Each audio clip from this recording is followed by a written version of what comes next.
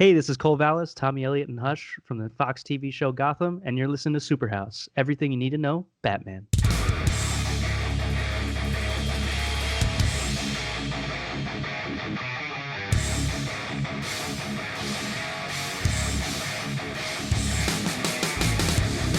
Welcome to SuperHouse, everybody, and I am the man that knows too much about Batman video games. Ben One, and I am now the man who lives in a world of Indeeds with my friends. This is Wolfie, and I'm the man who knows a little bit too much about weed or some shit? Okay. Weed. Yeah, I actually do know a lot more than I ever thought I'd know about weed. Yay! Okay, so a little bit different than usual this week, guys. We are Skyping in because we are all self-quarantining. Yay! Okay, yes, we're This trying is our the quarantine episode. Quarantine. Yes. Oh, shit. It's a little bit weird, but we're doing it. This kind of brings us back to our old days whenever we were on Google Hangouts. Anyway, Back in simpler times. welcome to our new series in which we cover the Batman video games. All of them. Just kidding. There's too many video games to fucking call over. You fucking kidding me? Every computer game. I've never even heard arcade. of one.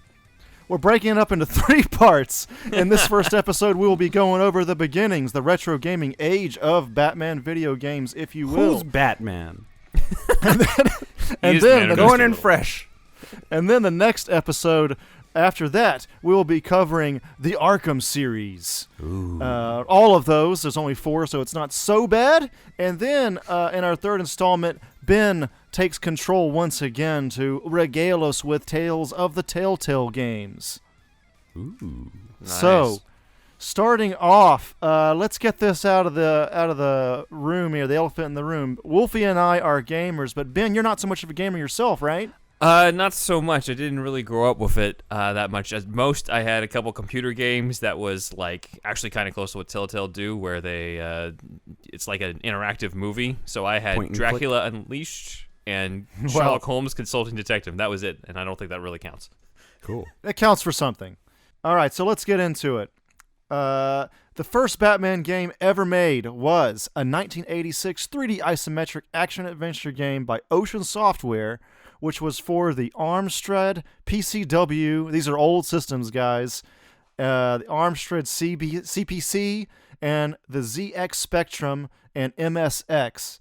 But however, it seems to be kind of mainly known for being on the ZX Spectrum, and I know our UK listeners are hating this pronunciation right now because this system was mainly famous in Britain. It's a British system, and so maybe I should be saying the ZX system. So I'm going to... ZX. Do you have links for this? They say A to Z instead of A to Z. I will be sending links soon. Don't worry. I want to see it. It's basically like it looks like a black keyboard that connects to some sort of monitor. Doesn't seem to come with the monitor. Whoa. And cool. it's like got this, like that Virtual Boy aesthetic, but it's blue.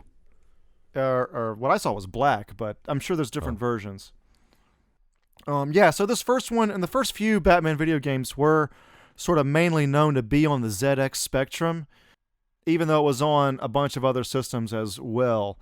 The Spectrum was among the first mainstream audience home computers in the UK, similar in significance to the Commodore 64 in the US.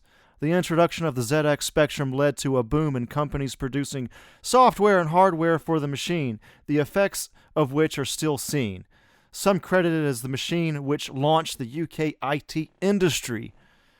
Clive Sinclair, this guy Sinclair seems to be very pivotal in all this. I think he created the ZX. He sounds like a Batman villain. Clive Sinclair. he the programmer. He apparently even received a knighthood for quote-unquote services to the British industry. Damn. So he's legit. Yeah, he's legit. So, what is the ZX Spectrum? Let's go into that a little bit more. It looks like a black keyboard, like we said. It has like a small rainbow design in the corner. Yeah. It has I pretty didn't say cool the game 80s system aesthetic. itself. Sorry, I didn't say the game system itself looked like the Virtual Boy. I meant like the aesthetic of the game. It has like a blue tint to the graphics, the way that Virtual Boy had like a red tint. Yeah. This is a ground zero for people Wolfie and my age. We started with the NES, the first Nintendo system. So anything before that, we missed the Atari age pretty much entirely, unless we had an older brother or something, which I didn't because I am the oldest. So, it looks like it has a black keyboard, a small rainbow design in the corner. It has a pretty cool 80s design. I think you bought the monitor separately. It was kind of this cross between, a home PC / a video game system for, I guess, the mid-'80s, the early to mid-'80s, I guess. It seems like it also used what looks on the surface just like those cassette tapes, back in the day before even CDs, audio cassette tapes. You could also put software data on those, and it seemed to use that. So it, like a version of that for basically a kind of cartridge for the system. I love the early days of video games. I was just reading about this, or I was watching a documentary on this guy, something Bear. What's his name? Richard Bear. Yeah. Something like that. And he designed Pong. They started just putting circuit boards together and using oscillation monitors and shit. Fucking crazy. I'm assuming this thing has a screen, right? Because the thing that you showed me is just a little keyboard thing. You attach a screen to it. It would be like a computer monitor. Okay. Yeah, whatever monitor that you want. Okay. Computers, especially at those times, were so what's his name? Wozniak. It's like a DIY. It was such a DIY kind of customized thing back in the day before the 90s came, and you had these really well-made packages. I guess maybe late 80s too, but there was this whole let's build the whole thing from scratch kind of DIY thing with computing back in the day, and it's kind of gone back to that in some ways. A lot of people make their own gaming PCs and shit these days. Yeah. Mm-hmm. Yeah. So anyway, let's get to the actual game. Batman was developed by Ocean Software, a British software development company that became one of the biggest European video game developers and publishers of the 1980s and 1990s. Ocean was famous for getting licenses at the time and well into the 90s. I remember seeing their logo on Super Nintendo and Genesis games when I was a kid. They did the Addams Family game. They did RoboCop 2 and 3. They did the Darkman game, the Cool World game, Eek the Cat game, Jurassic Park game, just to name a few. Yeah, Eek the Cat is definitely a relic from the 90s. I was like, who the hell is that? Yeah, dude, that was on the Fox Kid. That was Fox Kids Saturday or something like that. That was along with the X-Men block. Eek the Cat was near the beginning, and X-Men was last. They said the best for last. It was a weird show. Yeah, it was weird, but it was good. I liked it anyway. I watched Dog. Anyway, Batman. The star coder here was a guy named Jonathan Smith. He went on to make Spider-Man and X-Men Arcade's Revenge for the SNES and Looney Tunes Back in Action for Game Boy Advance, as well as a shitload of other ZX Spectrum games and more. Hell yeah. Okay, so let's get to the plot of this game. The first Batman game, everybody. So I'd like you guys now to make a guess as to what, without looking it up, what is the plot of the first Batman video game? Go, Ben. He has to repair the Bat computer. You are not that far off. I figured it was something lame. Wolfie. What's the plot of this Batman game? Just guess it, yeah. Is it loosely based off of the movie? There's no movie. There's no movie. 86, this is 86. Right? This is 86, yes. That's good to remember. Shit. They made an 89 version too, my bad. They did. But we'll get to that Batman in a minute. Has to fight ghosts. It's not bad, but they did get shit wrong a lot back in the day. But no, apparently Robin was repairing the Batcraft, a Bat hovercraft, when he was kidnapped. Before Batman can even begin to go rescue him, he must reassemble the Batmobile, or the Batcraft, I guess, from its 7 parts. I see now. I was on the wrong Wikipedia page. So you don't rescue him, you repair it, and then the game ends? You repair it, and then you go rescue Robin. Oh, okay, thank God. That's the He's whole game? Slightly chubby Batman, and he goes to and he fights through these 150 isometric rooms to find the pieces and then go save Robin. The game is more based off the comic than the show. I guess people were still trying to forget the Adam West show. This was during the days probably when Adam West wasn't as people there was that time when Yeah. people thought he was super lame, you know. Right. So- This is like Dark Knight Returns that just come out in '86, so we're Yes. approaching that time. I don't know exactly the months in comparison, but Not your it was daddy's close to it. Batman. Yeah. Ocean Games, new Batman game.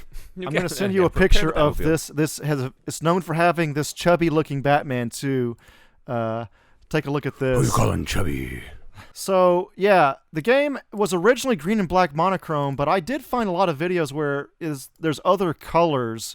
So I Yeah, guess there's been upgrades to the ZX Spectrum after that allowed for a few more colors. But I guess the first version was that green and black monochrome. The game is also notable for implementing an early example of a save game system that allows players to restart from an intermediate point in the game. So they didn't have that before this? That's ridiculous. You'd be surprised, man, because like in the NES days, the way they got around this was you would have passwords. So when you died, you got a password so you can go back to a certain point in the game. So when we were kids, we'd have to bring out this little piece of paper and fucking write it down because there's no fucking save at the time. Also, with the system just could not save because you had no RAM. No memory. At that time, this is just early. Even Super Nintendo, even probably I guess N64 saved, but no, I guess Super Nintendo saved too. But definitely like some a lot games of saved on Super Nintendo, like RPGs, certain games. Yeah, certain games. Yeah. But Sega Genesis was the same too. You had to like start from the beginning if you fucked up or remember that password. That must have really sucked when you got close to the end. Oh, whoever got close to the end back in those days. People didn't beat games back in the day all that much. Really? That show's too hard. I could finally rescue Robin. Oh fuck, I can't. There's not a whole lot of music. It's mostly these like just old school beep sounds. Gameplay basically has you going through the Batcave, dodging enemies and trying to collect Batcraft pieces. There are a few power-ups. Batman has a bat bag that allows you to pick up and drop objects. Jet bat boots that allow you to jump. A thruster that allows road runnering. What? Low gravity bat belt. Super speed. A low gravity bat belt that keeps you in the air for longer. This is very Schumacher-esque. So yeah, it's a little bit Schumacher on that one. So wait. So this is the Batcraft. They couldn't call it the Batmobile? They call it it's a Batcraft. They call it's a Bat hovercraft. Oh. Yeah. Oh. Well, shit, he didn't have that. Yeah, they were totally making this shit up as they were going along. They were making this part up quite a bit. They had the license. Yeah. They're like, we know there's a Batman and a Robin. Let's just throw something together. Yes. Bit of trivia. In the main menu, he's holding what appears to be a shield, which makes him look like Captain America. But once you find out the story, of course, you can just assume this is a fucking hubcap. That's lame. Adam West had something. He had the Bat Shield at one point. Yeah, there you go. Maybe that's it. So I'm sure people assumed that's what it was. Yeah. It's like, it's the Bat Shield from the show. Like, no, it's a fucking hubcap that he has to repair the damn. Yeah, it's not that cool. It's kind of an early platformer. Yeah, it's pretty early platformer. I don't really like the 3D isometric view that much in games, not even in modern games.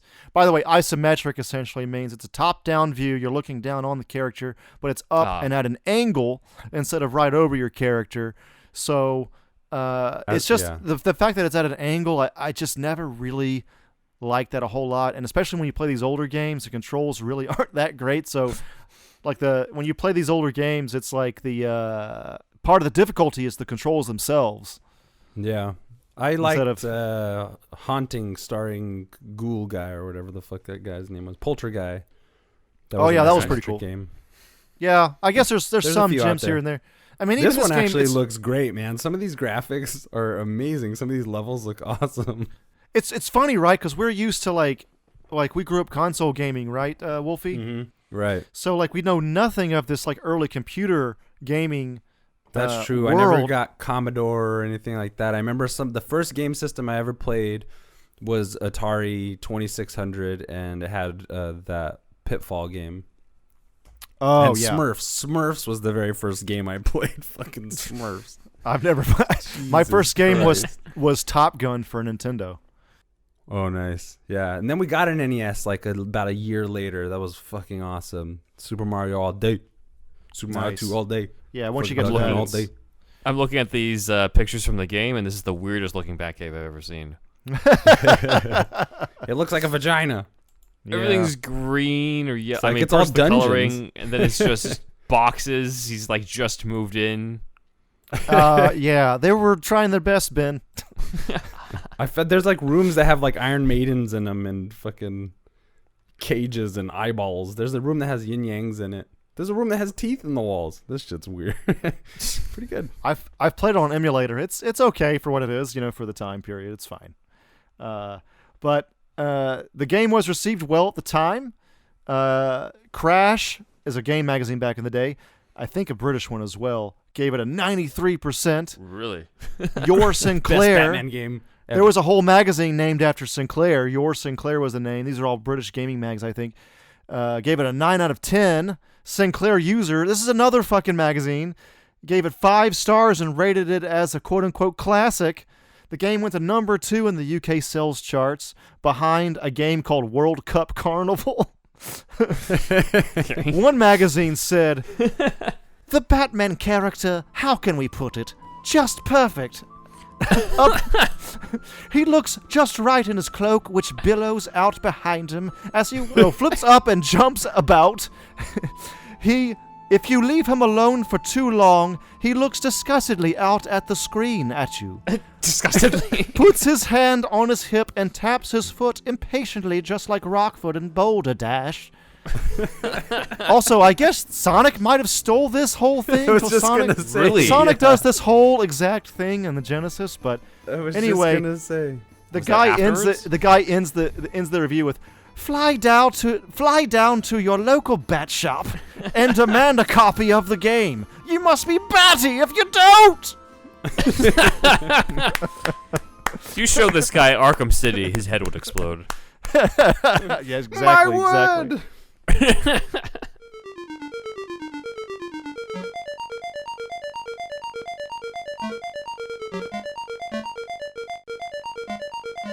But anyway, that's it for the first one.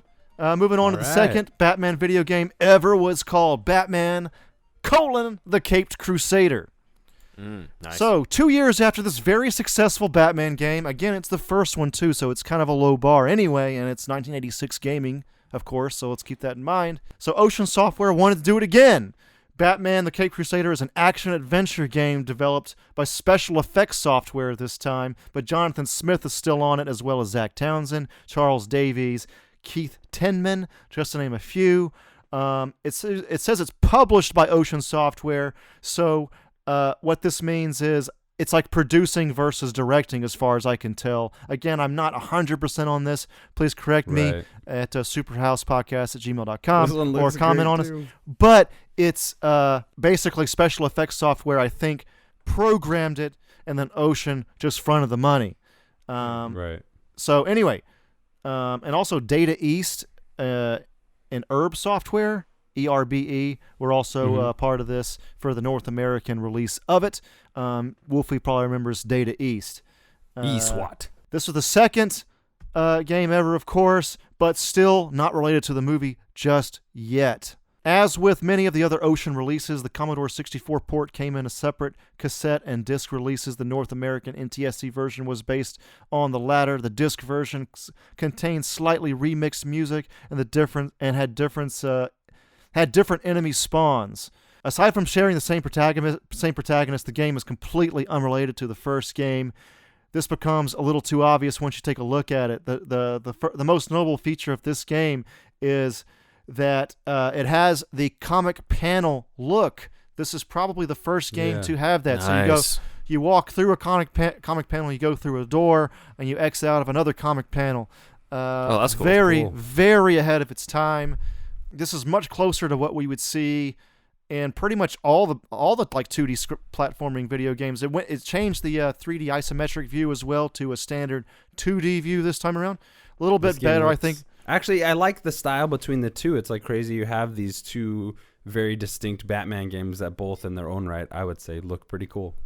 Mhm. Yeah. It's definitely like they found their stride, and this is how we're going to be doing it until we get to 3D. pretty much. I mean, the basics of it. And remember what I said about the cassette. So there's 2 sides on this, one story for each side. So side A, the story was called A Bird in the Hand, and it focused, of course, on Penguin as the main adversary. I thought you were going to say there was like some other made-up bullshit that they were going to do, and they had to go into another Batcraft just to like fight some Birdman. This one's definitely like a lot closer to the comics, I think. I think they had more time with it, too, probably. The first one was probably like, oh, you got a month. Good luck. So Penguin is the first Batman villain in the video game. It seems like it because he's side A. Nice. Yes, probably so, because side B is called A Fate Worse Than Death, or A Feat, maybe, because that's Fete. And that means a celebration or festival. I looked it up. So A Feat Worse Than Death. They're just trying to have a wordplay here. And that, of course, has the Joker as the main villain. Oh, okay. I thought it was going to be Footman. Footman. So a celebration worse than death, I guess. I don't know. Let's just let them have it. Weird. Okay. Maybe that word is more popular in British English. Again, please send us an email on that one. Okay? So yeah, 1 story per side of the tape. That's really cool. The gameplay involves Batman using punches and kicks, and it has his Batarang this time around as he fights villains' henchmen, and he also solves puzzles. Oh. Yes. Yeah. I'm surprised, actually. Yes. Yeah. I love World's it. Greatest Detective already. Yeah, so there's a little bit more. The puzzle solving is kind of, trying to emulate the detective part of Batman as well. So, and we kind of lose the chubby Batman for more, something that you would expect. It looks a lot more in shape this time around, just since you guys what he looks like. He looks way better. Yeah, it looks way better. Looks like he's kind of jacked, actually, even with these kind of like small, these low-end graphics. Well, really good graphics for the time, though. And what game was this? This is Batman the Caped Crusader for the ZX Spectrum. This is the other side of the cassette? No. This is a totally different game. First game, just one side. This game, second game, 2 sides. Yeah. All right, got it. They don't really call him Cape Crusader that much anymore, do they? No, they don't. They probably should bring like that. Should be the subtitle of the 60s next one after the Batman. Boom. The Batman and the Cape Crusader, because it was like Dark Knight was taken, so we got to find some nickname thing for the second movie of this trilogy.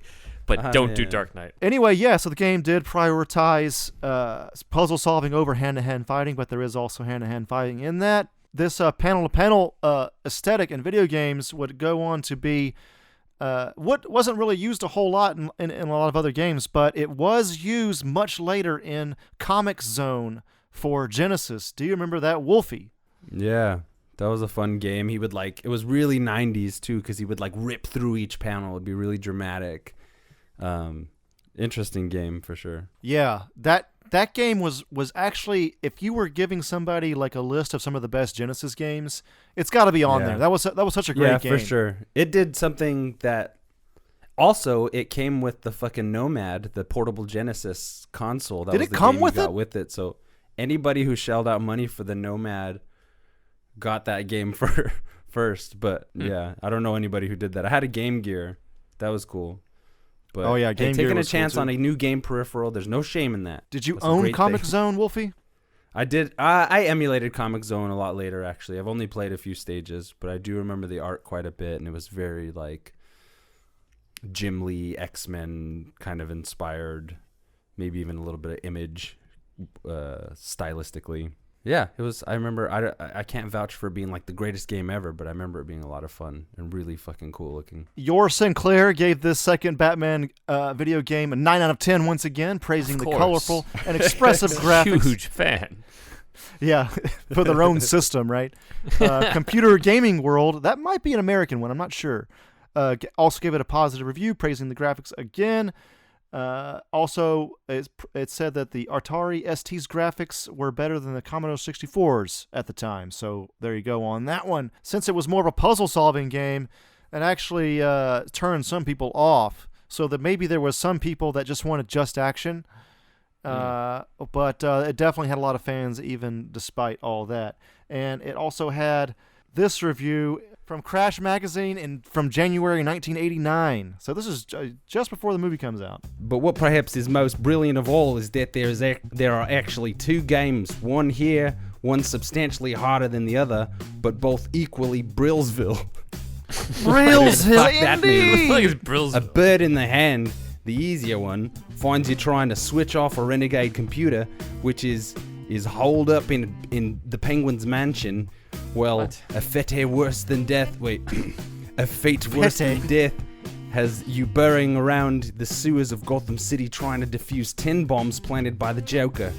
Before you can go off and rescue Robin from being crushed by a roller coaster at the local fair. He's always a boy hostage, Robin. You do tend to get shot at a lot or bumped into by particularly aggressive little penguins, but fortunately your energy only drops a bit each time, so you can withstand a fair of shots as well as zinging your batarang at your enemies. You can also boot them in the Gorbles.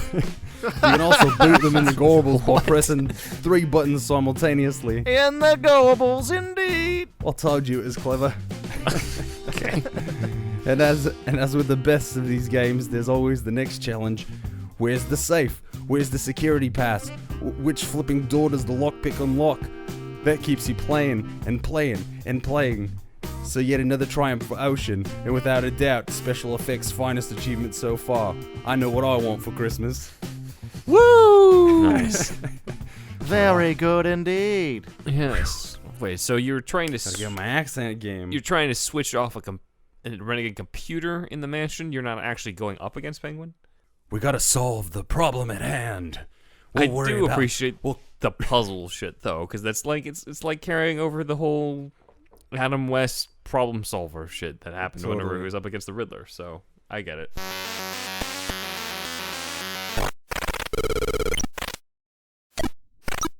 Okay, so moving on to the third one. The third ever Batman video game ever was, we finally made it, guys, Batman the movie, Yes. the video game, on ZX Spectrum. Bats are men. Well, this is, of course, the first video game based on a Batman movie. Oh. Came Which out one? the same year as the movie, 1989. Once again, Ocean Software. New authors this time were Mike Lamb, Don Drake, Matthew Cannon, and probably more. Well, maybe that was just these three. Man, you never know. These early video game days, it was different deal entirely. What was different about this one was that Commodore UK reached an agreement with Ocean Software to bundle the game with the Amiga 500 computers. Amiga is another kind of like half gaming PC, half regular PC, which I personally would see sometimes in gaming magazines way back in the day. But Amiga, I think, was more popular in Europe because I don't know, like Wolfie, you didn't know anybody that had an Amiga, right? What else could you do with these things aside from like play the games that they... I'm pretty sure there were early like word processor shit, early Excel spreadsheet type of shit, you know, real basic program shit. Basically. Calculators, yeah. Again, correct us please, but yeah, I think it wasn't, you could do some normal computing shit on it. Cool. Fuck yeah. And it wasn't on your TV, it was on its own monitor. I'm pretty sure that was another major difference. Come on over and play Pong on my 25-inch monitor, baby. Oh my god, it's so big. Yeah. So between October 1989, that's a little bit after the movie actually, but anyway, it's still good timing. And September 1990, Amiga 500 machines were sold in the UK with Batman-themed boxes. And the game New Zealand Story, FA-18 Interceptor Deluxe Paint, and a couple, maybe some other games actually as well. But they called this bundle the Amiga 500 Batman Pack. Nice. And included of course included the game. It was the first time that a major licensed game was bundled with a system and launched at the same time.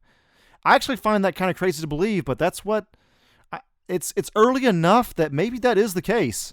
It might be the first video game. Batman might be the first video game bundle. This is before Nintendo, you know. Cool. Totally see this feeding into Batmania of that year. That year was insane, which is people having that logo. Yeah.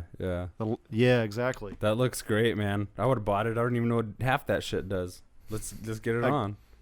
Again, no monitor, I think. I think it just comes with a keyboard that has the computer in the keyboard. That's how it was. It was you would buy the components and then, you'd buy the software as you had met the specs of what was necessary so weird to me. run them. But, yeah, I get it. The early days. That was the times, man. That was the times. I was still shitting my diapers. So the synopsis for the game: from the dark streets of Gotham City to the deepest corners of the criminal underworld comes the Caped Crusader as you've never seen him before. Incredibly strong, armed to the teeth, and ready to put his life on the line for the sake of all, on a search and destroy mission to end the Joker's reign of terror. He leaps, he flies, he dodges enemy fire, and delivers it right back with a vengeance. Kick his ass! That's awesome. Kick his ass! Let's do this! I'm ready. That was exhilarating. The game consists of 5 levels based on events from the movie. Each stage has a time limit and a health gauge represented by Batman's face turning into the Joker's. Anything Really? worth That's doing weird. ain't easy, folks. So this is like before the Batman Who Laughs. Yes. In the first level, it's a side-scrolling gameplay. Batman fights his way through the Axis chemical plant to confront Jack Napier, knocking him into a vat of chemicals and turning him into the Joker. Batman can use his batarangs and grapple gun to defeat enemies. The grapple gun can also be used to climb to higher platforms and swing across gaps, which might be the first time. Actually, this Caped Crusader might have had that as well. But yeah, this is like pretty early on with all the back gadgets. I don't think the first game had the grappling gun. The grappling gun wasn't really that big until the movie made it big. Like Burton didn't really come up with it, but it was like it became a thing around that time. Okay. So I would buy it if this is the first time that he's using that in the game. In a game. Okay, cool. Now this is still Ocean Games, correct? Still Ocean. Holy shit! They're just Ocean's knocking got them out of the park. They over got that the Ocean. they got the Probably rights. Have a fountain that pours champagne in the office and shit. So the art style is a little bit reminiscent of Silver Age Batman and has some Bronze Age elements, but of course also has a lot of the movie influence in there as well. Yeah, he's blue. He's blue in the game, yes. Nice. So yeah, they went with that look. Batman. Wait, what game system was this on? I missed everything you said. This is on the ZX Spectrum again, and also Still? of course the Amiga 500. Yeah, we are not Alright. quite yet to the NES just there yet. was an NES. Okay. I'm getting confused is here because still 3 or my 4 frame years, of reference is. Don't worry, we're gonna get there. Thank you. I'm sorry. This ZX game, and of course Amiga 500, was #1 on the Spectrum charts for How could it February not of be? 1990. It was a Game of the Year by Crash Magazine. Computer Gaming World recommended the Amiga version to all action fans. They did say that the Commodore 64 version of it was a little bit too buggy. Mm-hmm. It was seen as one of the best movie tie-ins ever at the time.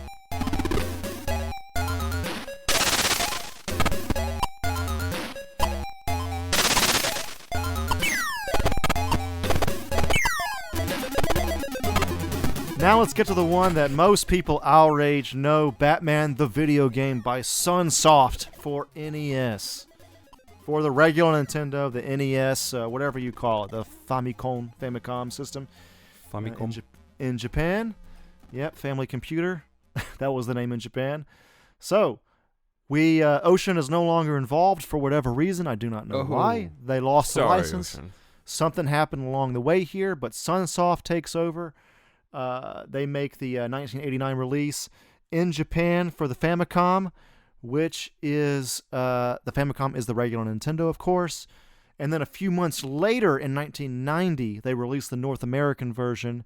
And then a few months after that, Europe finally gets it. This is generally how it happened back in the day, especially Japan first, then America, then Europe. Sunsoft was mainly known. You probably remember Sunsoft, right, Wolfie? Oh yeah.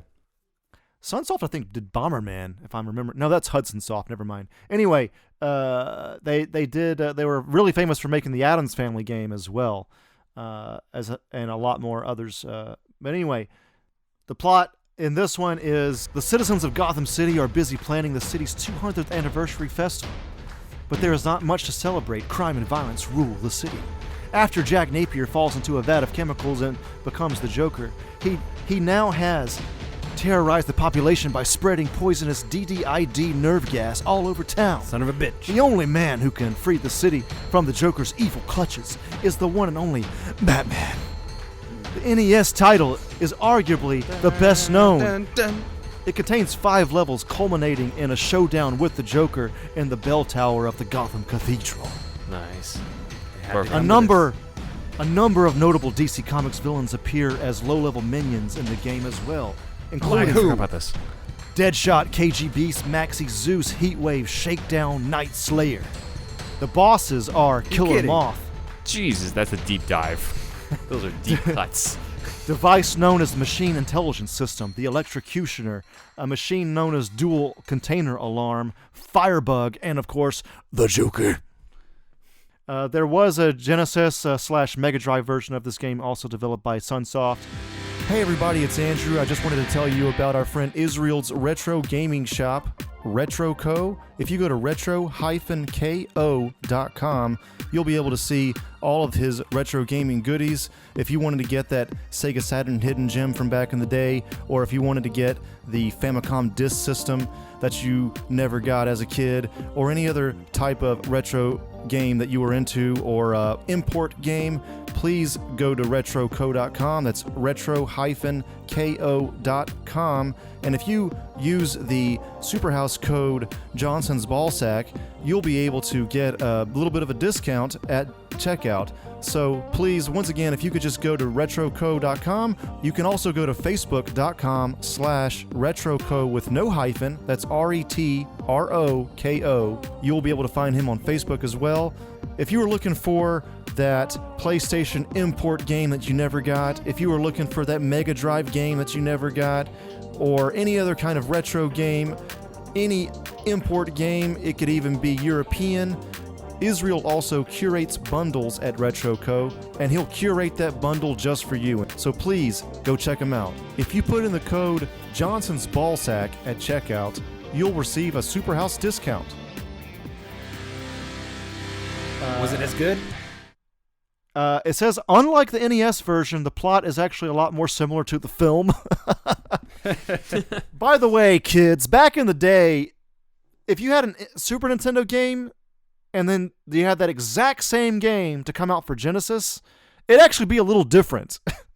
Yeah. Like, there That's was kinda actually some reason to buy, if you were lucky enough to have both systems, there was, if you were a super fan, you could buy both versions and enjoy slightly different things about it. So I remember Earthworm Jim was like that, and I think Aladdin. Street Fighter was a little different. Those were different. Yeah, the fighting games were definitely different. Yeah, I remember playing on both NES and Sega Genesis this Batman game. They're both great. Yeah. The Genesis one just could process more detail in its graphics and stuff, and it was just, they were the same, but they were so different. Great game. Yeah. There was enough different about it, because I remember we would own the Super Nintendo version, but then rent the Genesis version or something sometimes, and it was fun. It was fun to notice the differences in games.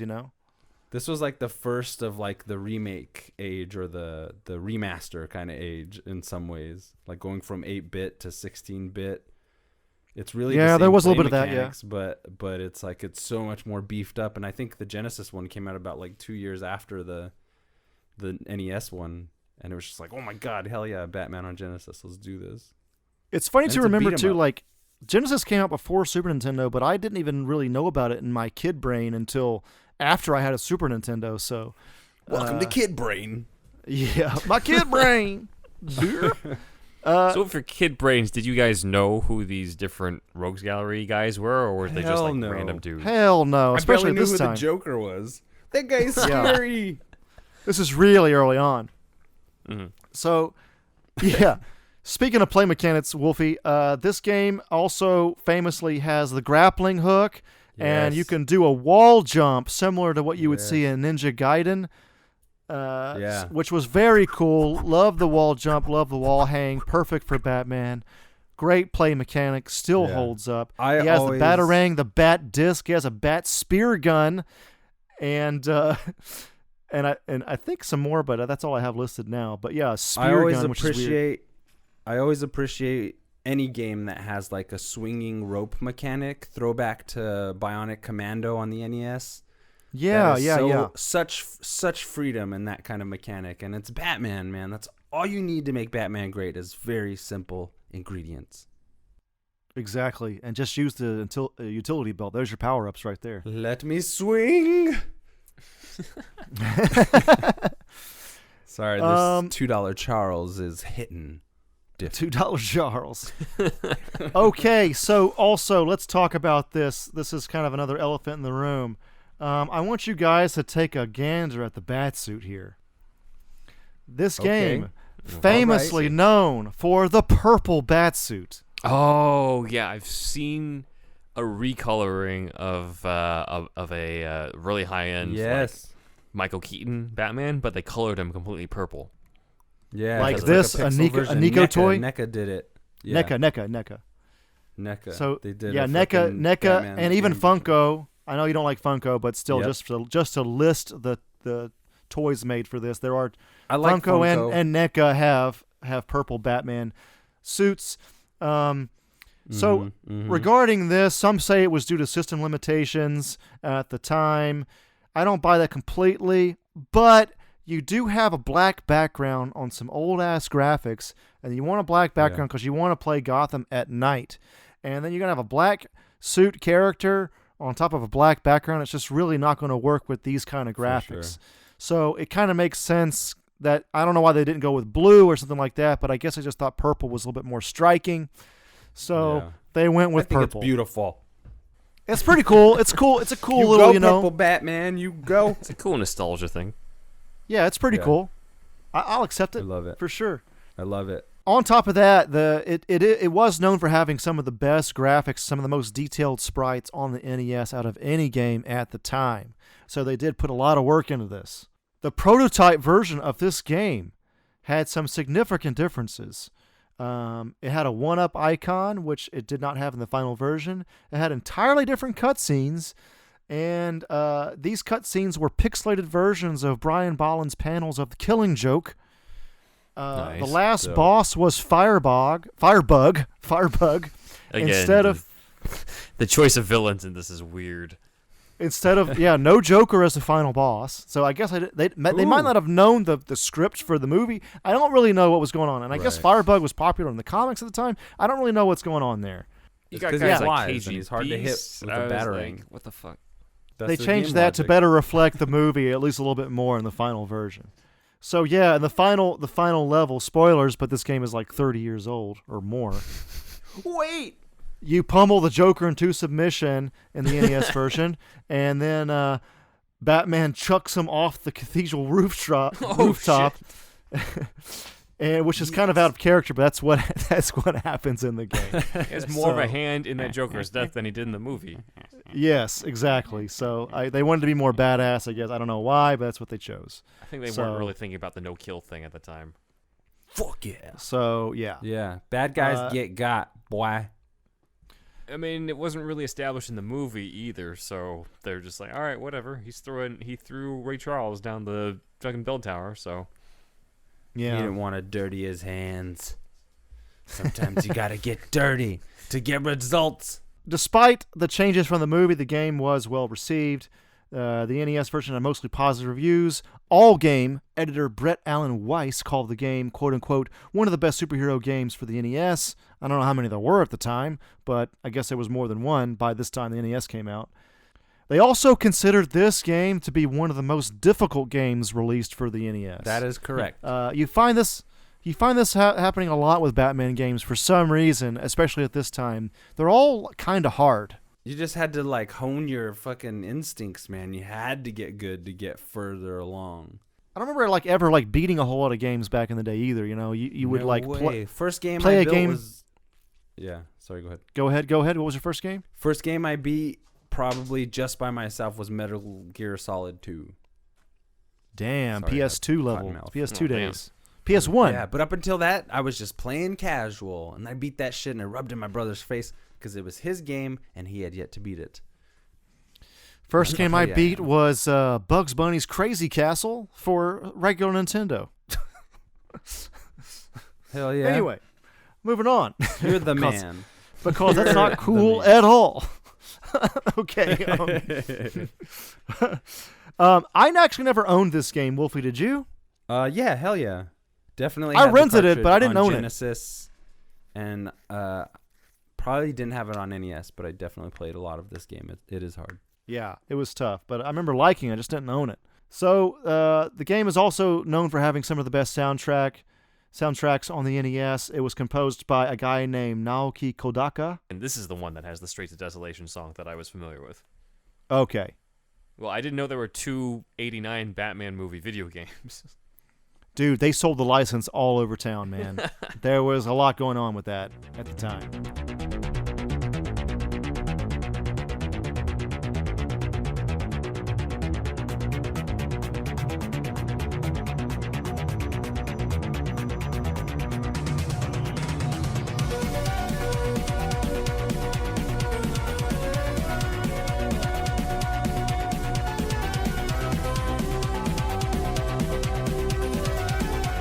Okay, the next one is Batman Return of the Joker for the NES.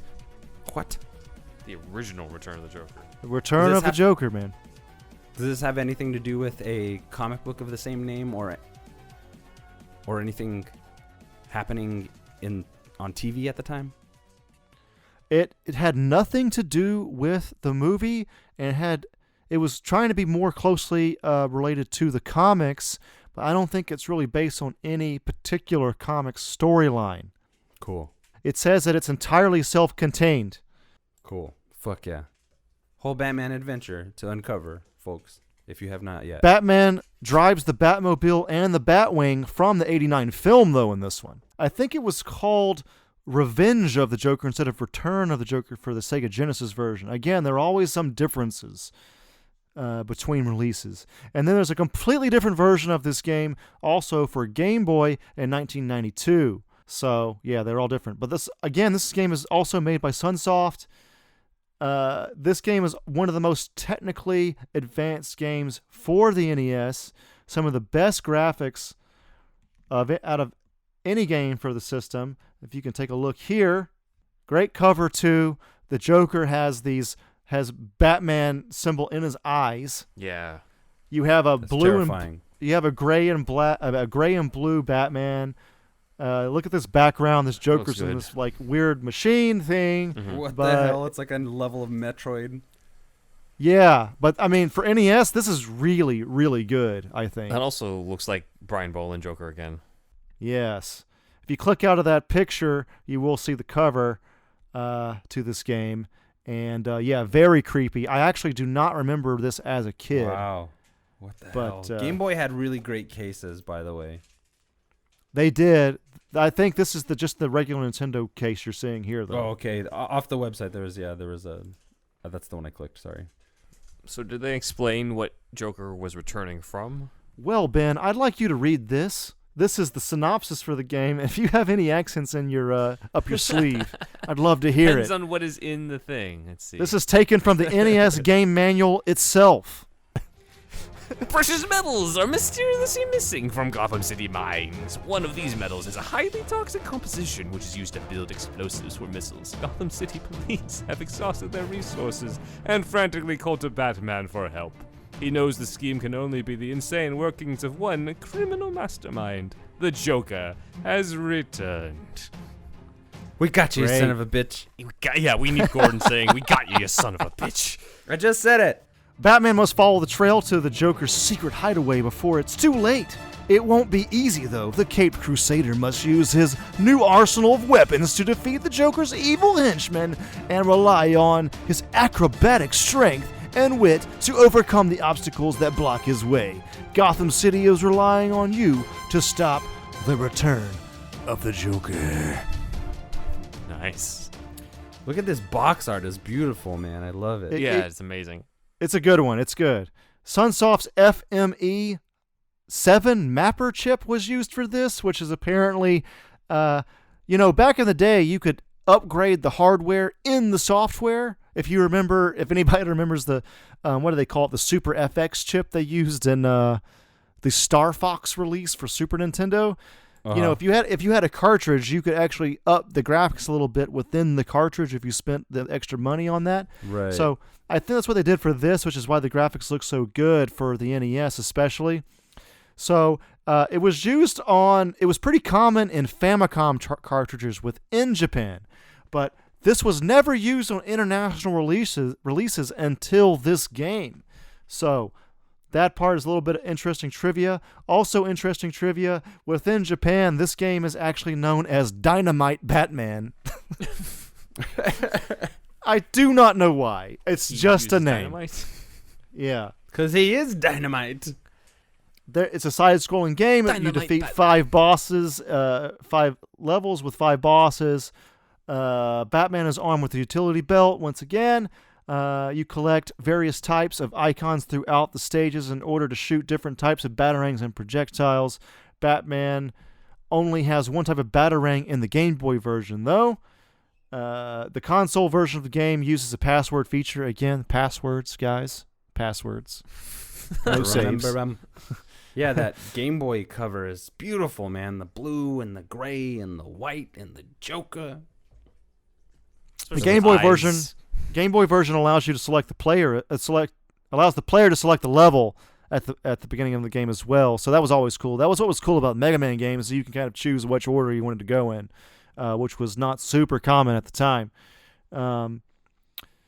So compared to the original game, which was pretty brutal, especially towards the end of the first NES game, Return of the Joker is a little bit more moderate in its difficulty, which is pretty cool, I think. The levels include a snowy landscape, a moving train, military base, and the sewers. 2 levels require you to run and dodge explosions while vehicles keep pace in the background. Some levels also have Batman activate a jetpack and play through a short side-scrolling shooter. Hell yeah. In this game, the bat suit is gray and blue. The purple suit is gone, sadly. You want the purple suit. It's like, that didn't work. I have conflicted feelings about this, but I'm willing to accept it to move on. Exactly. Interesting. So they could never really do the black and gray. It was always the blue and gray, unless with the exception of the purple. I bet there's a lot to that with like film and video and camera and broadcast and stuff. That makes sense. There probably weren't too many like black characters too, as far as like a black suit. You know what I mean? Yeah. Yeah, Really? but I mean, just like the Arkham style or the traditional black and gray, they weren't really going for that. Because I guess because of what Andrew was saying, we're just like a black. If there's an ounce of black on his costume against the black background, he's gonna disappear. Yeah, exactly. Black does save on graphics though. That's why Mario, like a lot of the backgrounds are black, because they're saving on actually space on the game.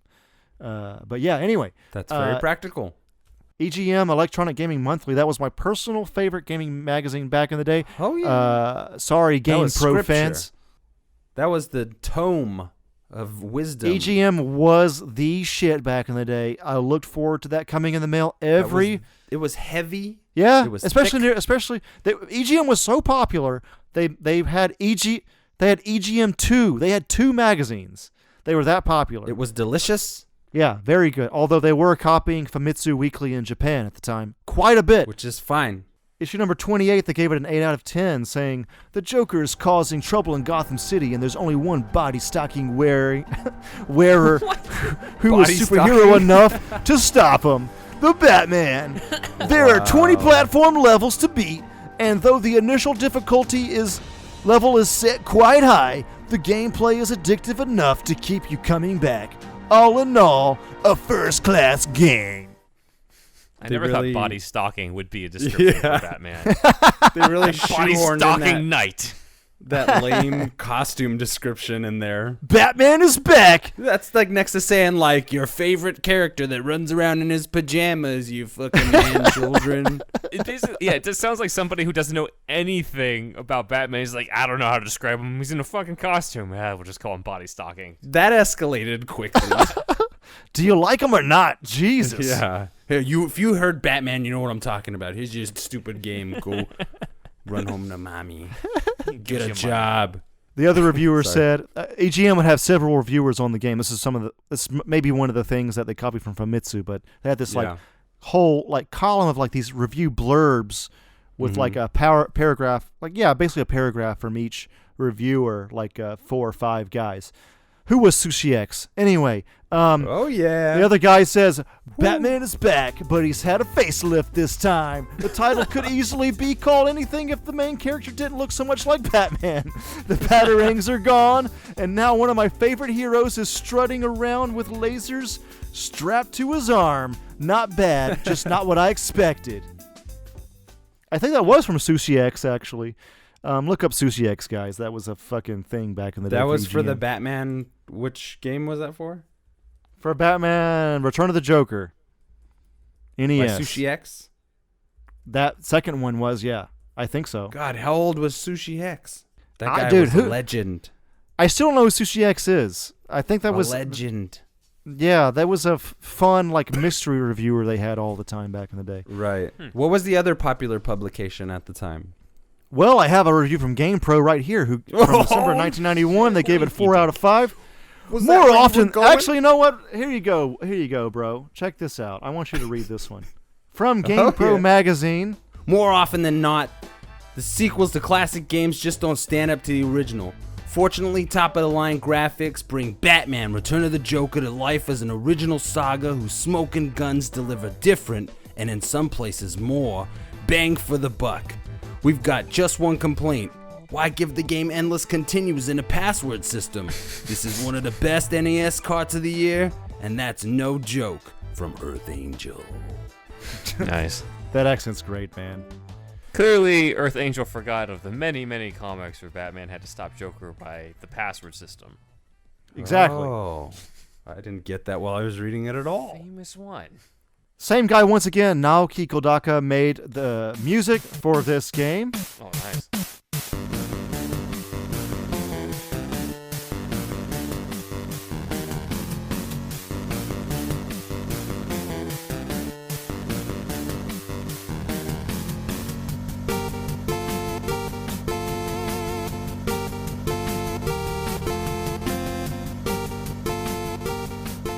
The last one on our list for this episode, guys, we have made it, is Batman for the TurboGrafx-16, which is a system that no one but Kanye West had, basically.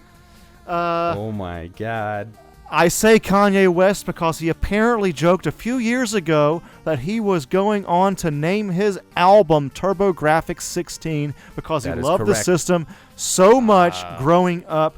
Wolfie, I'd like you to read this because I am not black, and I don't know, being a minority. Okay. No one is black here. No one is black here, but I feel like being a minority is better than me reading it. Hey, deep down, I am very black.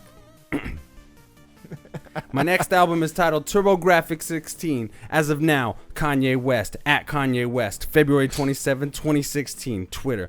Just on some super nerd vibes, one of my favorite gaming systems when I was a kid, Kanye West, at Kanye West, February 27, 2016, Twitter. So, yeah, he was pretty, yeah, that was it, but he did tweet about it. I read it in my own hood voice. I de-blacked it. I made it more Latino. It's cool. We're safe. Okay, so, yeah, so he was pretty serious about making a TurboGrafx entitled album. I was excited about that. Which is weird, right? I caught the reference. I remember reading about it back in the day, but basically no one had it. Like, have you ever heard of the TurboGrafx-16, Ben? No. Have you heard about it, Wolfie? Thing. Okay. Wolfie. I have no idea what the hell this is. It had a very distinct, smoothing property to its computing or something. The images looked very different than the Sega Genesis, Super Nintendo, or the NES. It wasn't quite as pixelated. It was a little bit more, I don't know if that had something to do with the way it processed the images, but it was very distinct. Bonk? Yeah, it did have a different look. Yeah, Bonk was their mascot, like Sonic was to Genesis and Mario was to Nintendo. Bonk was this cute caveman character. Bonk. And he looked like his name sound. Yeah, he had this big bald head, and he would bonk people on the with his head, basically. Bonk and it had cutesy dinosaur graphics. Actually, pretty good game. TurboGrafx is actually not bad, and it did outsell the Genesis in Japan because the much Genesis, did it cost? the when it Mega came out in Drive had America? basically no presence in Japan whatsoever, like not really that much at all. Really? But it did actually outsell the Super Nintendo or the Super Famicom in Japan a little bit, like for a few months, just like the Genesis outsold the Super Nintendo in America for a few months. But with Genesis was definitely like the third system, not very popular at all in Japan, although it does have its fans there. Breaks my heart to hear that. Genesis, although trivia, kind of a side trivia, sold more than Super Nintendo regularly in Brazil. Strangely enough, Brazil is also the only country in which the Justice League movie did better than Avengers, I think. Really? Like Wow. Brazil's weird. Brazil has like their culture is like, I think they accept DC movies more than Marvel there to some degree. Yeah, and Genesis. They were big on anime. Yeah, with that. dude, anime is huge throughout Central and South America and Yeah, Mexico as well. yeah. Mexico's North America. Yeah. But like, yeah, anime is huge in the Spanish speaking world. Fucking ridiculous. Anyway, that's a whole other topic. You know. So what was this game then? Okay, so getting back to it, no one had a TurboGrafx back in the day. No one had not that many people except for Kanye West, of course. For unknown reasons. Because he was rich. Exactly. For unknown reasons, this game was never released in North America. So I should be saying this is a PC Engine game because that was actually the name of the TurboGrafx in Japan. It was called the PC Engine. Even though it wasn't a personal computer, it was a video game system. So anyway, this also, trivia fact, probably the only Batman game that was a Japan-only release. Weird. Did it do well? Okay. I don't think it did that well, but I have to look that I up. wonder why. Yeah, from the way you Only described released it in one earlier, country. It had to have been I messed wouldn't up. think so. Yeah. But you see what I mean about how smooth the graphics are? Look at the backgrounds. They're so smooth. I'm glad you brought that up because that was actually my next point, Wolfie. Segueing into that, 16 is actually a misnomer because it actually had two 8-bit chips, but that does not... These sons of bitches. If you have two 8-bit chips, that does not actually make your system a 16-bit system. There's You a lot have of to that have... going around. You have to have at least one 16-bit chip, not two 8-bit chips. So it's basically a super-powered 8-bit system. The Atari Jaguar, very famous for this. They were known for being called the first, maybe not the first, but they were a 64-bit system. But actually, they just had four 16-bit chips. What a bunch of freaking criminals. Yeah. And how much did they're that system sell for when it came out? It was like $700. Also, you remember their fucking slogan was "Do the math"? Yeah. Fucking A, it's a 16-bit system, man. You're fucking I don't lying remember to that, us.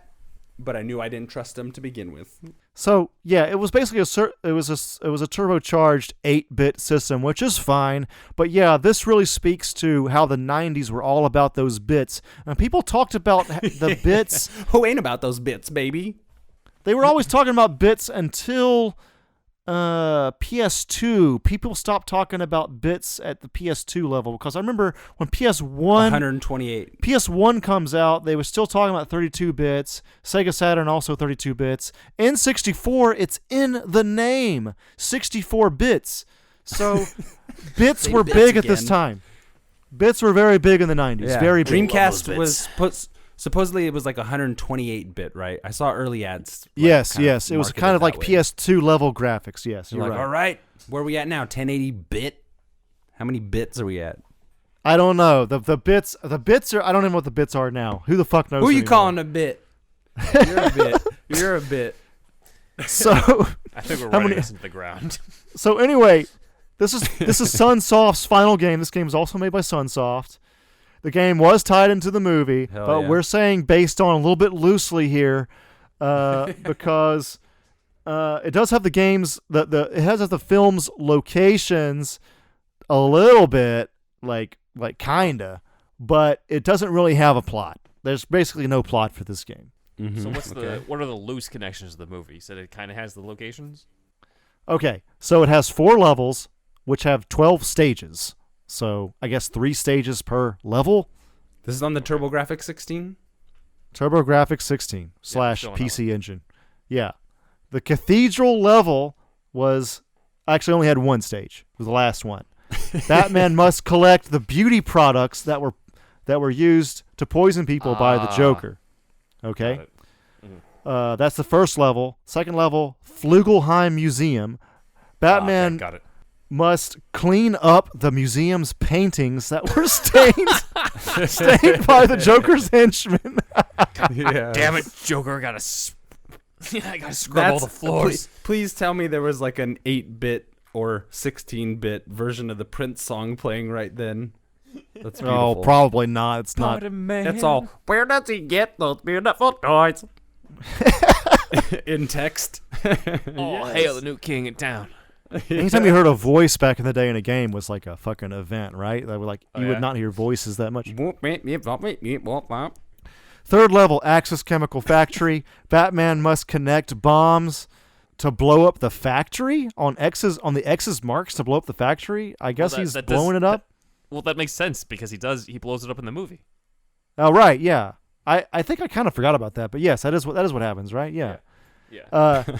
You see? The next level, Gotham City. Batman must cut wires that hold the balloons that are used to, with the Smilex gas.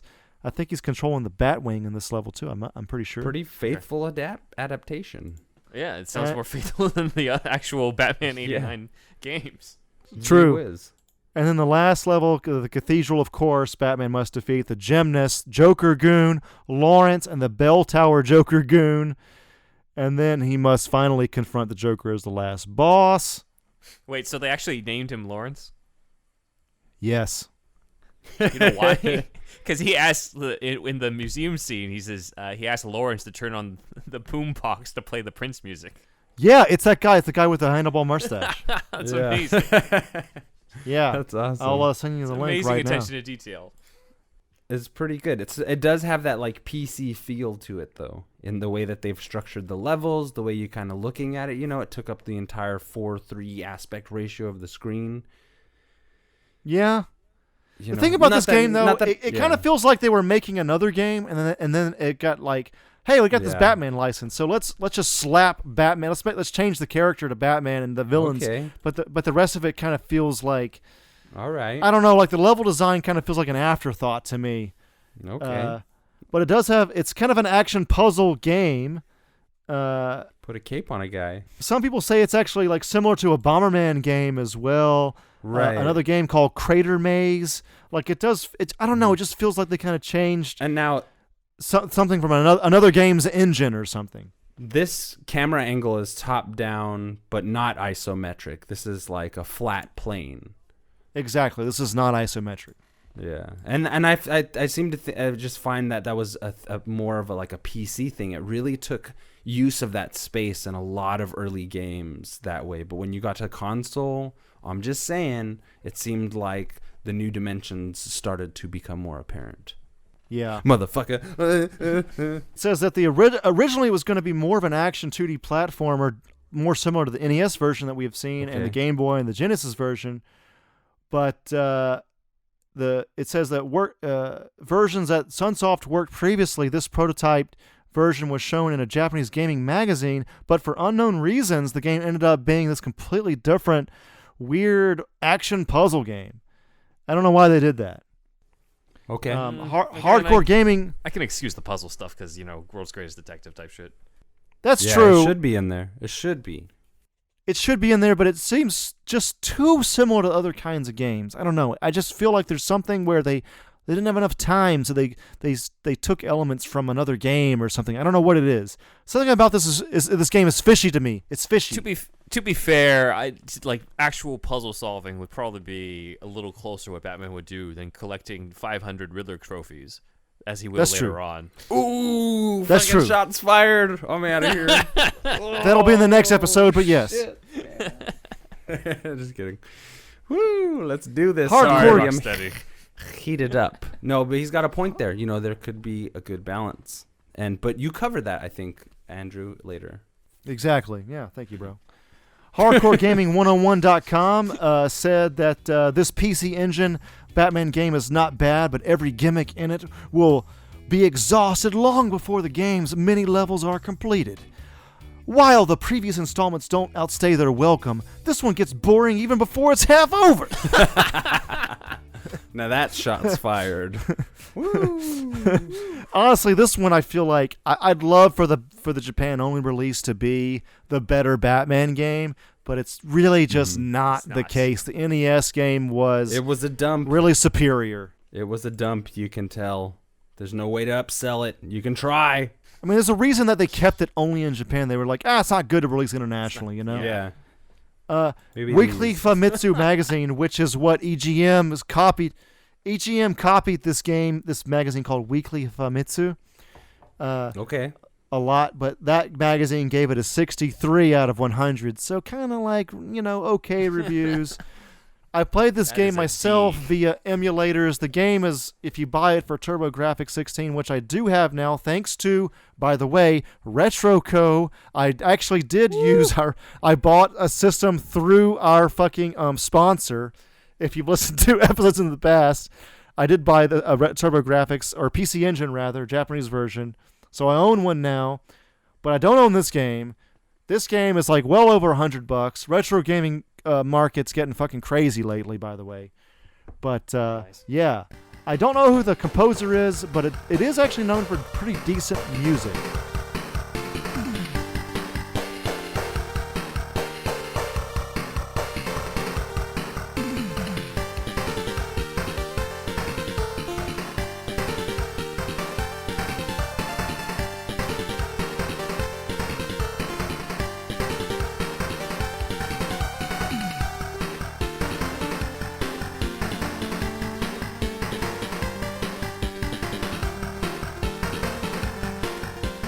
All right, guys, that concludes the early years. Apologies, but there's just way too many Batman games to cover in one episode. We did cover, I think, the major ones that were released.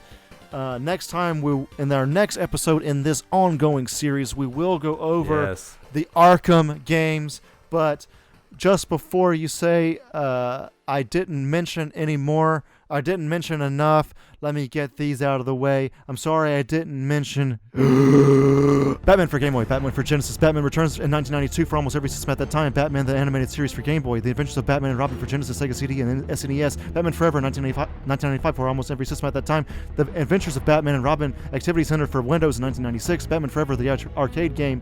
I actually had this one on PS1. It wasn't that bad. Batman and Robin on Game.com. Remember that shit? And PS1. Batman Chaos and Gotham on Game Boy Color. Batman Toxic Chill for Mac OS and Windows 9 in 2003. Batman Begins in 2005. Probably a shitload of mobile games. Lego Batman, the video game, in 2008 for every system at that time. And that's not even all of that shit, but that's all I can name right now. And that's it for the early years. Stay tuned next time for the Arkham series, everybody. Batman the video games, retro gaming, motherfucker. Bravo. Woo, what do you guys think? Thank you for the bat tutelage. Wow. Holy shit. I'm primed, locked, and ready to go. Holy schmanoli. Sounds like there was a lot of, rough starts and then just a lot of ripping off of Batman 89. Ooh, pretty much, yeah. I do like to see the evolution, especially, I really feel like it hit its stride when Sunsoft made that NES one. I don't know, maybe it's because I've always been more of like a console gamer guy myself, but like the ZX ones are cool. They started it off, they're the OGs, respect till the end, of course, but something about the NES version, especially with the wall hanging, the wall hanging mechanic really sends it over the edge. I think that helps, especially in a platformer, a lot more than even Batarangs. Batarangs, of course, probably the second most important mechanic, other than jumping, of course, but you know what I mean? Definitely having a projectile in there is always important in a video game, but wall jumping like Strider or whatever, very important, I think so. And the purple suit, love the purple suit. I actually kind of want to get a purple suit figure of some sort. You should. All right. That's pretty cool. Hell so, yeah. What'd you guys think? Man. That was great. Awesome, man. Yeah. Thanks for the tutelage. Thank you for the bat tutelage and the video game tutelage. Obviously, I didn't know any of this. I didn't know most of it myself. Two of my favorite things converging, and there's so much I didn't know that now I'm leaving with that now I know. Yes. Holy shit. I'm Oh, actually by the looking way- forward to a much shorter list of Superman Yeah. video game deep dives I could do. But Oh, man. there are some, and I think that would be a very fun episode, but that's for another day. Yeah. I actually have played the Batman Returns one. My friend in middle school Oh, had nice. it downloaded on his computer. I thought that was the most amazing thing because I'd never had played a Batman video game before. And I'm like, this is awesome. This is exactly how it should be. And then, of course, like, years later, playing Arkham Asylum, I was like, no, this is actually how it should be. There was also a Batman 89 movie arcade game that we didn't cover as well, but sure, I wanted yeah. to stick to home consoles for this episode, and that's a whole other deal. But yeah, that also looked really cool. I think I did play that maybe a little bit, but I don't remember too much about it. Anyway, yeah, I am Thunderwolf Drew on Twitter and Instagram. Please join the Shasta Army on on patreon.com/SuperHousePodcast. That's our $1 tier. Also, shout out to Matt Herring, Alicia, Kooky Noms. Please, Ben, take it over.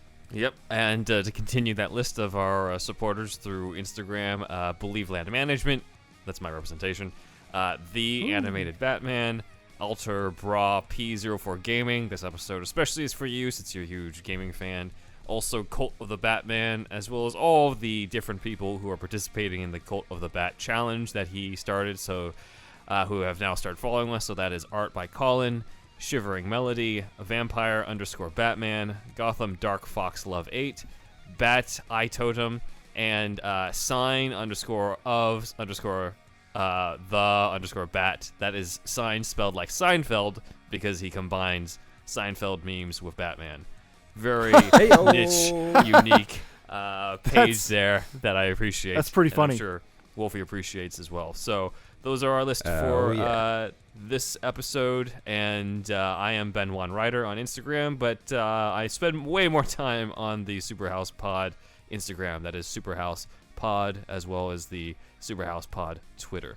And I'm Wolfie Cruz. You can catch me at Wolfie CRUZZ on Instagram. I haven't posted there in a while, but I also have a Facebook group called the Overly Critical Hyper Analytical Movie Club. Go join that. We talk about movies. I bring up different topics all the time. We do lists and shit. It's really fun. Also, check me out on Instagram at Sentient Meme Generator. That's my meme page where I make original memes that I think are funny, so you might too. Also, I share other memes, and it's fun. Later! If there's any other games you want us to cover in detail, if you feel like we missed anything, let us know. Send us an email to superhousepodcast@gmail.com or slip into our DMs once again on the gram.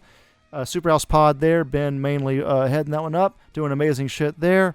And as you've probably been hearing at the beginning of our Superhouse episodes lately, we have the voice shout-outs coming in. So if you want to be part of that, please use your voice record app on your phone.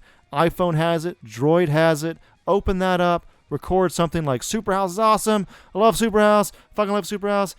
Anything. Could be anything. Doesn't matter. And then He means share Android that. Send when he Android. says droid. Send that. Press the share button. Send it to superhousepodcast@gmail.com. And you also can be on a Superhouse episode, just like you've heard at the beginning of this one. Come join us. Yeah, it's Join coming in. us. It's happening. Catch us in the next episode in which we cover the Arkham series. See you next time. I'm out. Ben signing off. Ho, ho, ho, ho, ho, ho.